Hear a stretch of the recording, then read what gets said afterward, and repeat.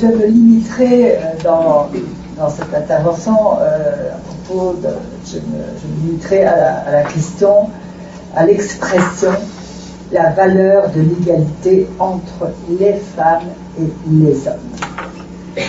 Cette expression, l'égalité entre les femmes et les hommes, est vide de sens dans un vivre ensemble démocratique. Elle est trompeuse. Elle fait comme si, au Québec, était réalisée l'égalité entre les femmes. Et surtout, j'ai mal lu mon papier, elle fait comme si, au Québec, était réalisée l'égalité entre les hommes. On le saurait. De la même manière, l'égalité entre les hommes n'étant pas au programme, qu'en serait-il de l'égalité entre les femmes? Qu'en serait-il de l'égalité entre les femmes et les hommes? Sans sombrer dans l'essentialisme, l'expression attendue aurait été l'égalité homme-femme, femme-homme si vous voulez, l'un et l'autre au singulier, ou plus sobrement l'égalité de sexe. Cette formule, l'égalité entre les femmes et les hommes, est une sorte de lapsus au cœur de ce projet de loi. Légitimer des inégalités contre les femmes. J'en prends pour exemple l'acharnement à l'égard du domaine des services de garde éducatifs à l'enfance, chapitre 7 du projet de loi 60, et particulièrement l'alinéa 3 de cet article, l'alinéa 3 de l'article 30. Je cite: une activité ou une pratique répétée qui tire son origine d'un précepte religieux, notamment en matière alimentaire, ne peut être autorisée si elle a pour but, par des propos ou des gestes, d'amener l'enfant à faire l'apprentissage de ce précepte. En clair, interdire que les bambins de 0 à 5 ans y mangent de la nourriture cachère ou halal.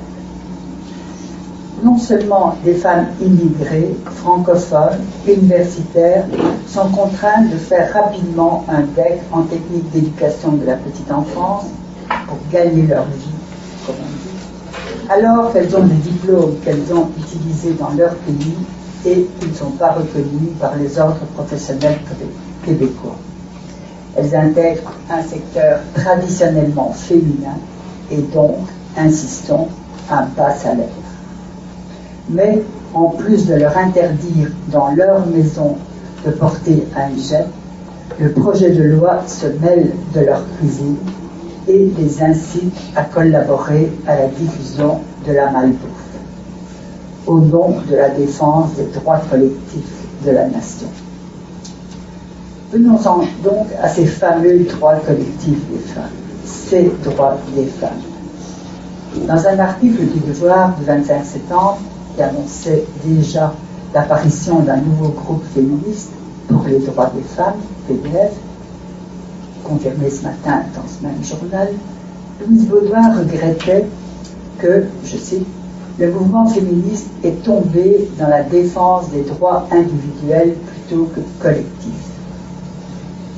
Fin de citation. Elle considérait que la FFQ, Fédération des femmes du Québec, donc elle considérait que la FFQ défend davantage les droits économiques au détriment de la dimension collective du féminisme.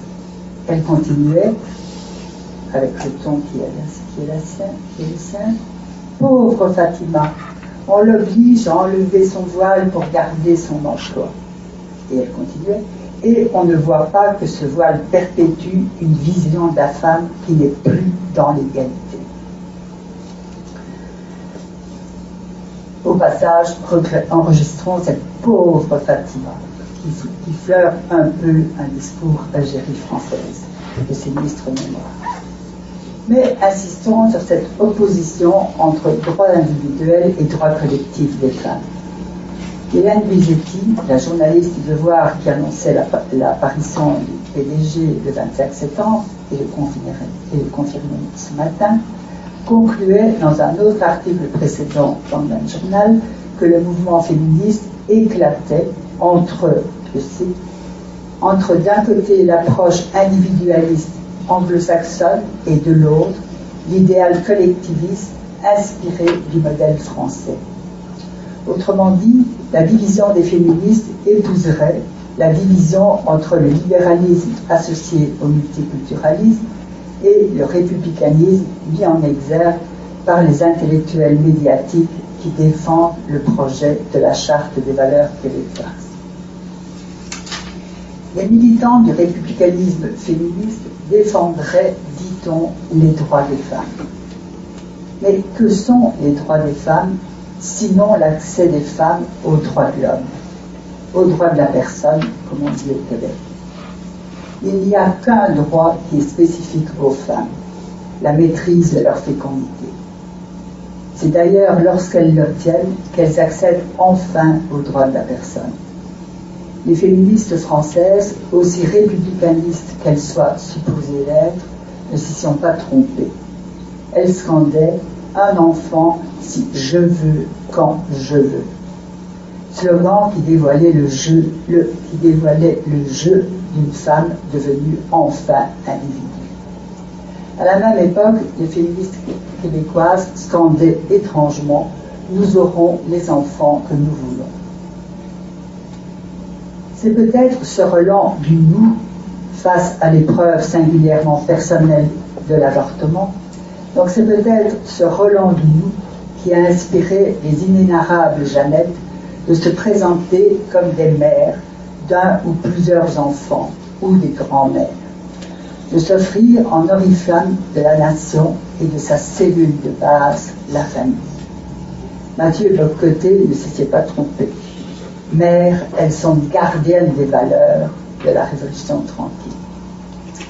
L'association de la maternité et de la défense de la nation, sinon de la patrie, est précisément le boulet que les femmes ont dû traîner pendant près de 2 siècles après l'émergence de la modernité politique.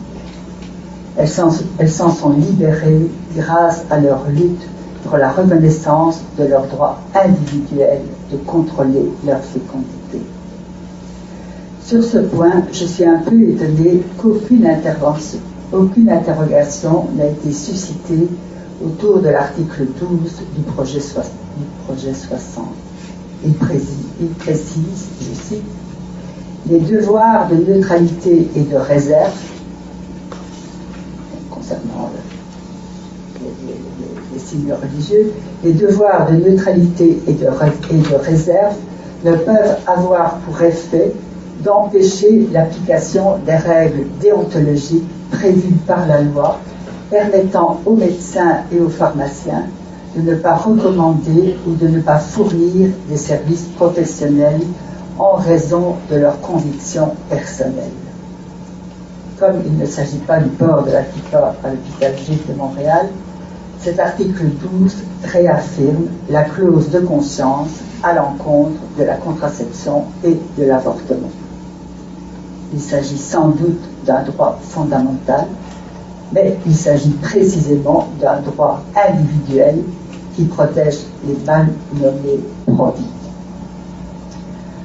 En sacralisant l'égalité entre les femmes et les hommes, la Charte des valeurs québécoises adresse une injonction aux femmes musulmanes d'emprunter aujourd'hui les voies d'émancipation qu'ont empruntées les Québécoises dans les années 60. Au mieux, elles seraient en retard. Des femmes qui ont mené une lutte collective contre la religion catholique apprennent à des femmes d'ailleurs, encore sous le joug religieux et patriarcal, de s'en libérer. Avec la sortie de Ouda Pépin et l'apparition du PDF-Q, effectivement enregistrant sa nationalisation de Pour les droits des femmes à Pour les droits des femmes du Québec, on peut s'attendre à l'inflation de l'usage du terme relativisme culturel.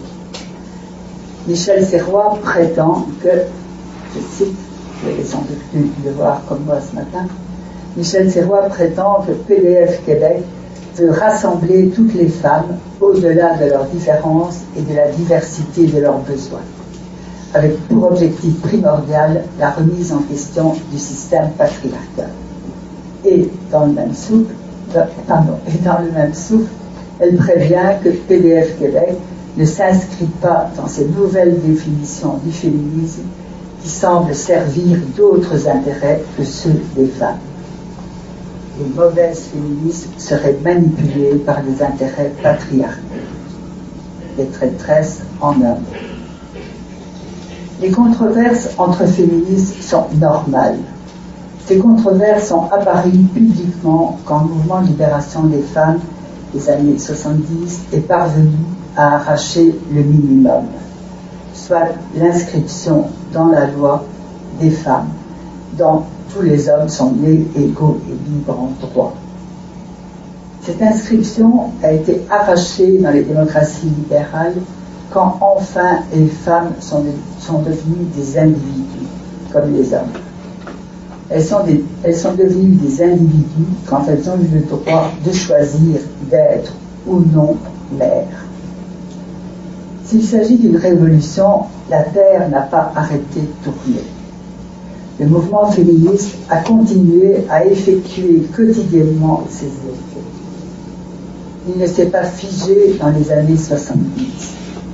Il a largement contribué à modeler une vie sociale contemporaine qui articule à la fois la conscience individuelle qui devient de plus en plus sociétale et l'expérience sociale qui devient de plus en plus singulière. Ce n'est pas propre au Québec, ce n'est pas propre aux Québécoises de souche, c'est aussi propre aux immigrés au Québec.